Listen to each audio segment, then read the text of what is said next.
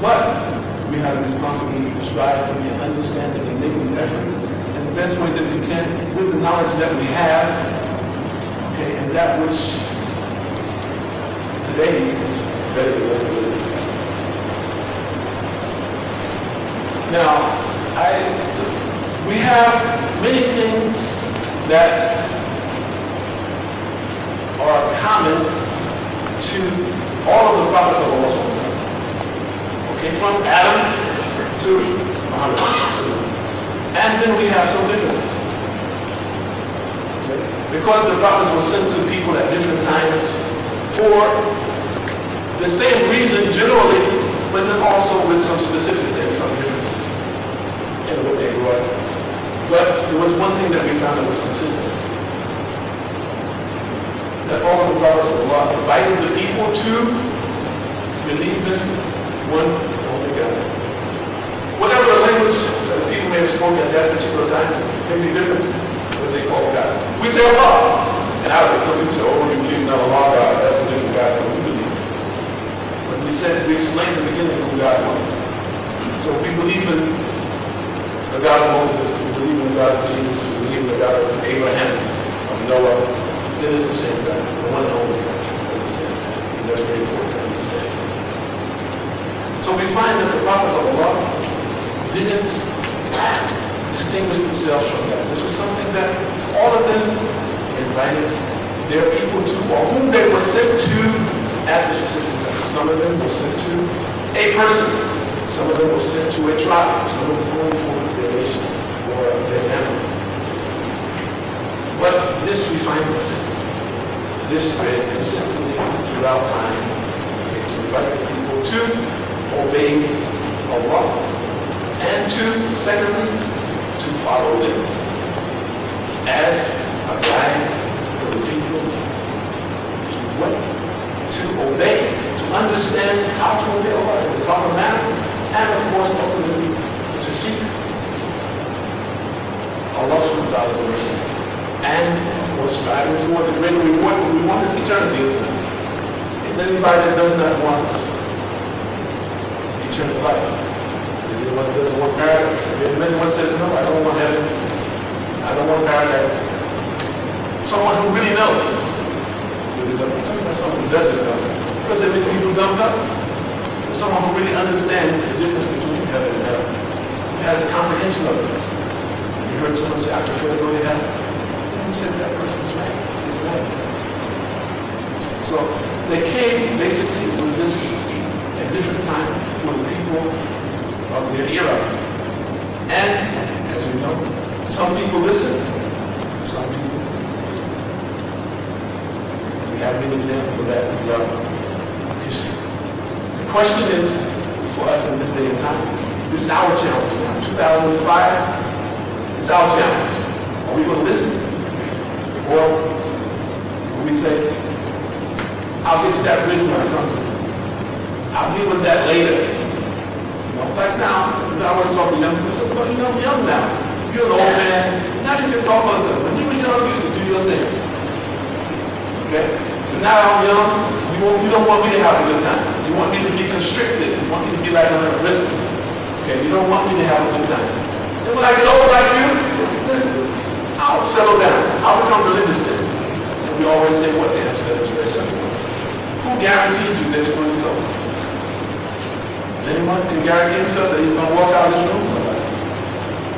Nobody can do this. The reality is a very simple one. It's what are we preparing ourselves for right now? This is the ultimate reality. Whatever it is that we discuss or whatever we believe or whatever it is that we understand, it should prepare us for the ultimate reality.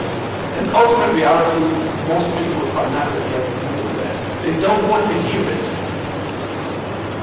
They want to be deaf, dumb, and blind. They want to put their hand in the sand. You say, oh, don't talk about that. That's horrible.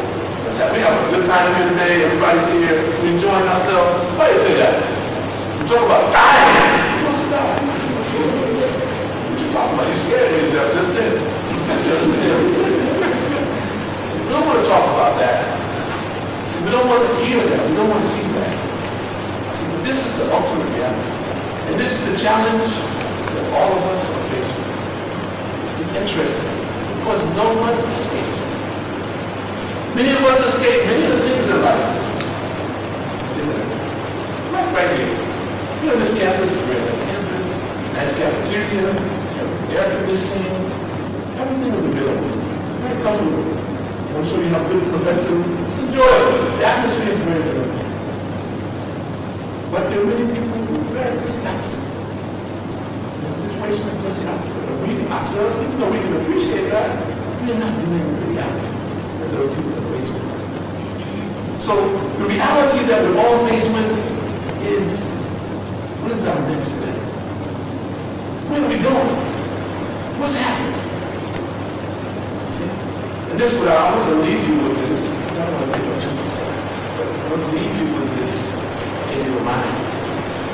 And we're going to do a little experiment if you follow me. If everybody's ready. Is everybody ready or are you afraid? You don't sound like you're ready.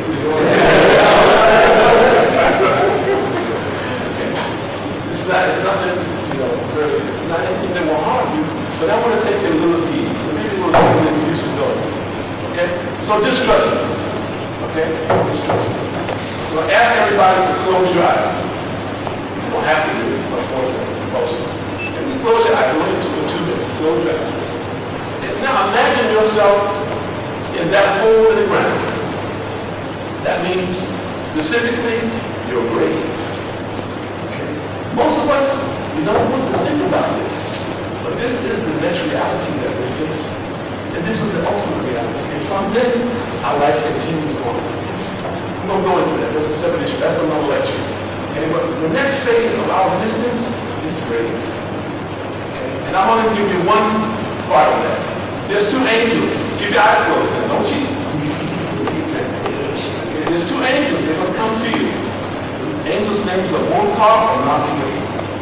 And now, they will put your soul back into your body, awake you. And they will say, Wollongong! This means, who is your Lord? And people will answer based on what they worship. What they worship. You will not be able to answer something other than that. Now it's easy. Because you have time to think. You only answer them based on what you have done, not based on speculation. There's only one question. Therefore, okay, we're only going to deal with that one question. Okay, we don't want to take up too much time. And the most important thing I want to talk about is that next phase in our existence. Most of us, we spend most of our life thinking about this time. Here and now, okay, and the future, but the future here, on this earth. The realities that we're dealing with on an everyday basis. Very few of us actually plan for our eternity. What are we doing now for our students? Are preparing for their degree, right? And after degree for their profession and career. That's some people want to perfectly. Professors, preparing for greater things in their field. Maybe research, books, notoriety, whatever it is. Some may be retirement.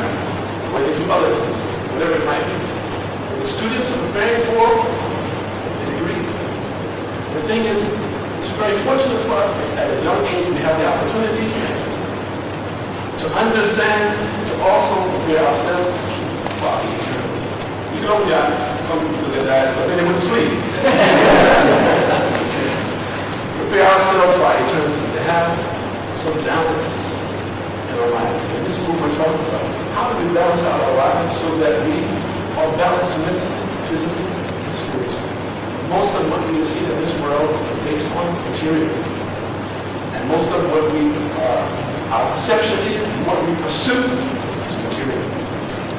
And that's because of our lack of understanding of us. And much of that is to do with fear. So what we dealt with is just some fear. Some people have fear of darkness. And from that, many other fears go. A lot of times that fear of darkness relates to the grave. The thought of that. They don't want to think about it. It's a dark place.